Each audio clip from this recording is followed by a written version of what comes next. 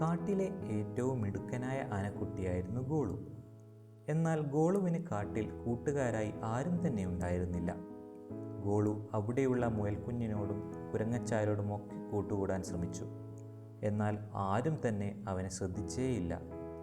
ആ കാട്ടിൽ അവൻ തനിച്ചായി. അവൻ നടന്നു പോകുമ്പോൾ എല്ലാവരും അവനെ നോക്കിയിരിക്കും, എന്നാൽ ആരും അവനോട് മിണ്ടില്ല. അവൻ്റെ വിഷമം കാട്ടിലെ ടീച്ചറായ കടുവച്ചാരോട് വളരെ സങ്കടത്തോടെ പറഞ്ഞു. അപ്പോൾ കടുവ ടീച്ചർ ഗോളുവിന് ഒരു സൂത്രം പറഞ്ഞു കൊടുത്തു. അവിടെയുള്ള മൃഗങ്ങളെയൊക്കെ അവരുടെ അടുത്ത് ചെന്ന് സഹായിക്കാൻ ടീച്ചർ പറഞ്ഞു. ടീച്ചർ പറഞ്ഞതനുസരിച്ച് ഗോളു അവരുടെ അടുത്ത് ചെന്ന് അവർക്ക് വേണ്ടത് ചെയ്തു കൊടുക്കാൻ തുടങ്ങി. എന്നാൽ അവരാരും ഗോളുവിനെ ശ്രദ്ധിച്ചില്ല. ഗോളു വളരെ സങ്കടത്തോടെ ഇരിപ്പായി. എന്നാൽ ഗോളു തോറ്റുകൊടുത്തില്ല. വീണ്ടും എല്ലാവരെയും സഹായിക്കാൻ ഗോളു തീരുമാനിച്ചു. ഗോളുവിൻ്റെ ഈ പ്രവൃത്തി കണ്ട് എല്ലാവരും അവനോട് കൂട്ടുകൂടാൻ തുടങ്ങി.